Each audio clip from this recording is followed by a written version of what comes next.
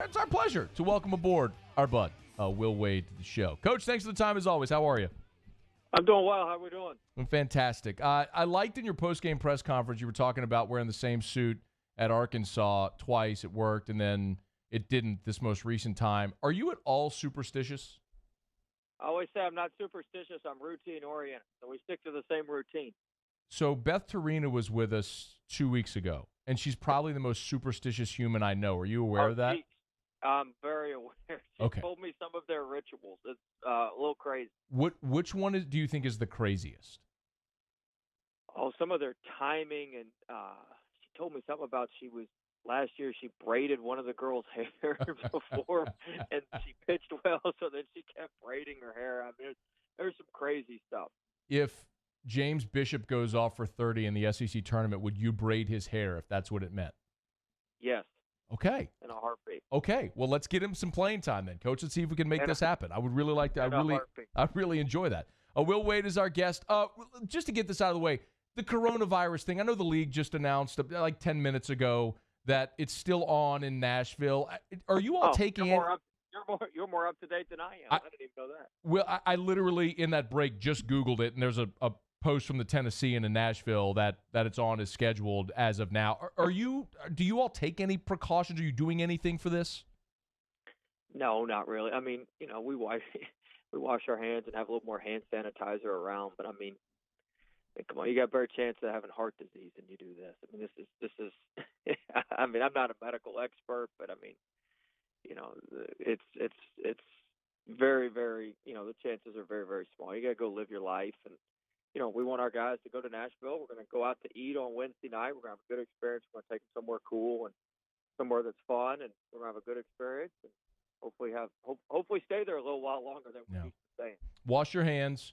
Don't pick your nose. You should be okay. You mentioned staying there longer. I'd forgotten this, but it's been since the 2014 SEC tournament that LSU won a game there. Is there anything – I know that predates you, but – is there anything to this, like with LSU just not having success in this tournament? No, I don't know. I mean, a lot of it's the draw and who you're playing and what's, I mean, there's a lot of things involved. But I mean, the reality is I may have my stats a little bit wrong here, but we've won the tournament one time in 1980.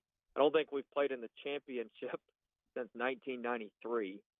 And, we for whatever reason, we hadn't had a lot of success. But a lot of the time, we also haven't been taking a very good team.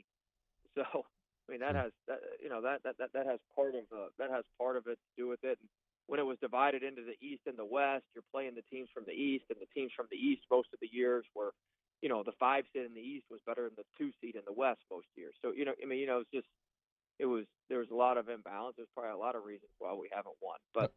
I mean, we've got to go and play well. And whatever happened in the past doesn't have anything to do with what's going on now. I know you're very detail oriented. We've talked about that so much just ever since you got the job and the attention to detail. How does this week go with not playing until Friday with the double bye? Obviously, you did that a year ago, but with some downtime, how do you prepare for that? Getting your guys right for Friday. Well, we took yesterday off and we took today off from practice. Now, some of the guys came, almost all our guys came through and got shots up and things like that. But we took both days off from practice. I felt like we need to rest as much mentally as we did physically. And, tomorrow we're going to go through some of our tournament preparations. We're going to go over a lot of special situations and kind of go through just a lot of things, just fine-tune a lot of things. You don't want to go home on a self-inflicted wound that you could have prepared for.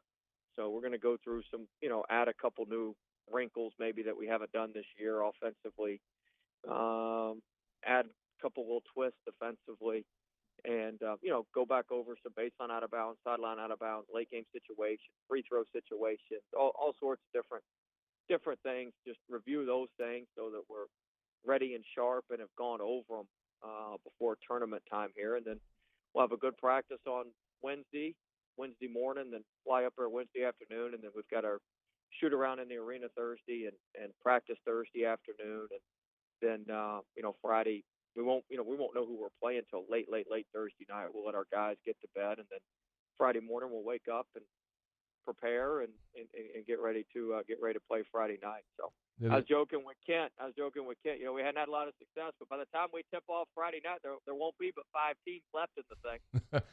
Nine teams will be home. At least we'll be one of the last 5 standing. Well, if that counts for anything, it certainly is true. We'll wait. We'll wait for a couple more minutes.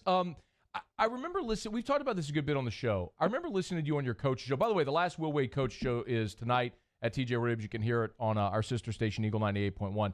You and Chris were talking about how you put the schedule together, and you were talking about East Tennessee State, and you're like, I'm the only one dumb enough to schedule them because you knew how good they were. So I know you know, and you dive into the metrics of the schedule more probably than most. What are you playing for in Nashville as far as seeding, and will you discuss that at all with your team? Not much with the seeding part of it.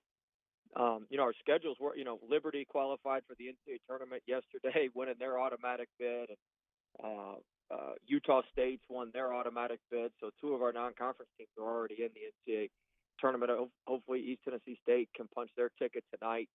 That'll make it 3. Missouri State had a chance in their tournament, kind of, you know, suffered a tough loss. But Bowling Green's right in the thick of it in the MAC. They're one of the 2 or 3 teams that has a chance to win it in the MAC as well. And Nichols is the 3 seed in the Southland, tied for second, and they're the 3 seed in the Southland. So, you know, I tend to think, you know, if you look at historically what the committee's done, they tend to really reward teams that schedule well, and they don't reward teams that don't schedule well. They always leave out, you know, you start looking at the bubbles and all that stuff. And I don't know the exact team. I haven't studied it close enough. There's somebody that played a non-conference strength of schedule that's in the 200, and they're not going to get in. They're not going to get in. Now, our non-conference strength of schedule was tops in the SEC. We have the 8th-ranked non-conference strength of schedule in the entire country. And so I tend to think, to answer your question in a long-winded way, we're going to get seeded a little bit better than people think. So if you think we're going to be this seed, I think we'll be up a line from where people anticipate that we'll be. I'm not good at math, Coach, but I love listening to you talk about scheduling. It's fascinating. I don't know a lot about, obviously, the numbers and everything because I just don't know that stuff, but I think it's fascinating to hear it. Before you jump, can you give us an update on Darius Days? Yeah, he was actually one of the guys that shot around today. He looked good, and so I think he'll be full go in Nashville, which will be huge. And Charles Manning has the boot off, and he's getting better. I don't think he'll be able to play in Nashville, but I think we're looking good for him being back to the NCAA tournament. He is Will Wade, LSU head coach. I won't call you Bud since that's disrespectful. I will say thank you, sir, for your time today. We always appreciate it. I appreciate it, Bud. Have a good one. We'll see you. That's Will Wade, LSU head coach. I love that he'll do it every time now. Like, I don't think there's ever a time he'll be on this show without calling me Bud.